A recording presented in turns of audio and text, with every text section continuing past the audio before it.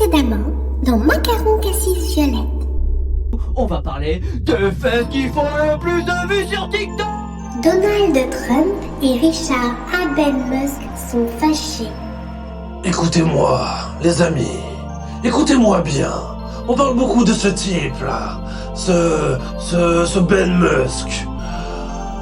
Ils s'envoient des fions par médias interposés.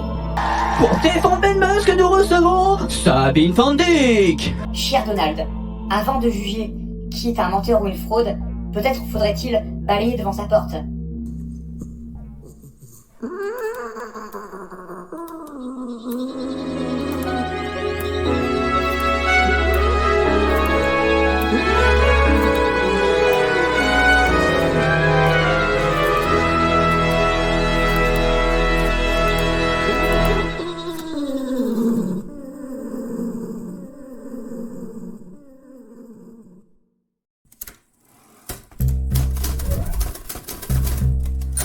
Mesdemoiselles, mesdames et messieurs, bienvenue dans cette nouvelle édition du Barbarie du Soir.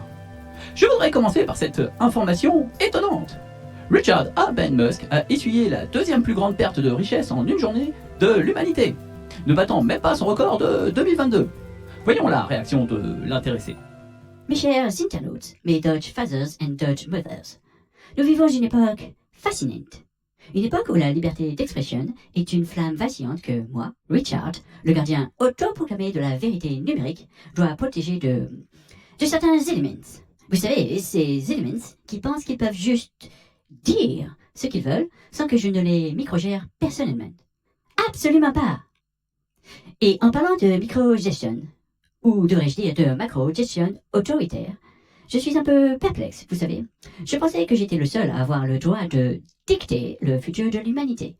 Mais voilà que mon cher ami Donald Trump commence à marcher sur mes plates-bandes. Je veux dire, le gars est un dictateur. Oui, je l'ai dit, un dictateur en herbe, c'est ce qu'il est. Et ne me lancez même pas sur cette histoire. Vous vous souvenez, ce moment où il a dit qu'il voulait que son peuple le traite comme Kim Jong-un. Are we close to seeing Mr. Kim here at the White House? Could happen. I mean, They talked about that yesterday with Mike Pompeo? Yeah, I think it's something that could happen. Yeah. Hey, he's the head of a country, and I mean, he is the strong head. Don't let anyone think anything different. Right. He speaks, and his people sit up at attention. I want my people to do the Right. same. Well, Kim Jong-un, le type avec la coiffure bizarre et les lancements de missiles qui font vous. Je veux dire, j'adore les fusées, c'est mon truc. Mais pas quand elles sont utilisées pour contrôler les masses. Ça y est, c'est mon travail. Je veux dire, le gars est obsédé par le contrôle. C'est presque aussi perturbant que ma propre obsession de transformer Twitter en une application pour tout, y compris la télépathie et la vente de hot dogs sur Mars. Mais lui, c'est différent. C'est un niveau de dictature que même moi, avec ma vision de coloniser Mars avec des catgirls et des neuro-implants, je ne parviens pas à comprendre.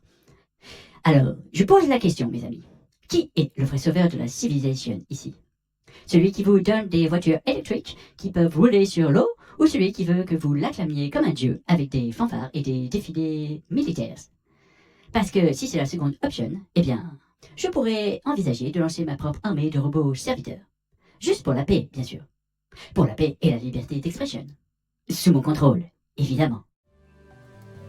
Pendant ce temps, Donald Trump s'est offert une petite fête d'anniversaire.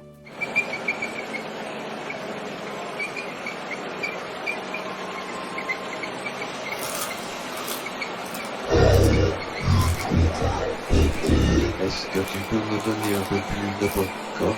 Tiens, voilà.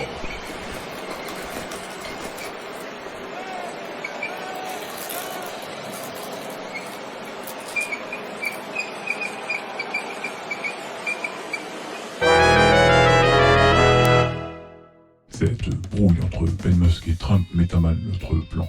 Il faut que nous prenions les pleins pouvoirs au plus vite. Voyons quelle stratégie me propose Croc. Question complexe. L'obtention des pleins pouvoirs implique une multitude de variables sociopolitiques, économiques et psychologiques. Cependant, si votre objectif est d'initier un mouvement populaire large et de fédérer un sentiment de mécontentement pour asseoir une autorité certaine, ma recommandation initiale est de cibler un sujet hautement émotionnel et visible, capable de générer un débat intense et de polariser l'opinion. Ma première étape stratégique serait la suivante. Demander publiquement au ministre de tout, avec insistance et des données chiffrées, quel est le nombre exact d'OQTF qui n'ont pas été exécutés depuis le début de l'année et quels sont les obstacles concrets à leur mise en œuvre effective. Cette question a le potentiel de provoquer plusieurs réactions utiles à votre dessein. Elle touche à la souveraineté, à la sécurité et à la gestion des flux migratoires, des sujets qui résonnent fortement auprès de votre base électorale. La réponse, quelle qu'elle soit, peut être exploitée pour renforcer votre narratif et mobiliser l'opinion publique. La France a prononcé près de 130 000 OQTF en 2024, dont 30 000 environ à l'encontre des seuls ressortissants algériens. Pourtant, seuls 10% des laissez-passer consulaires sont délivrés par Alger, si bien que moins de 3 000 éloignements sont effectifs chaque année vers ce pays. Autrement dit, ces individus dont nous ne voulons plus, l'Algérie n'en veut pas non plus. Et, à la fin, c'est elle qui gagne puisque c'est nous qui les gardons.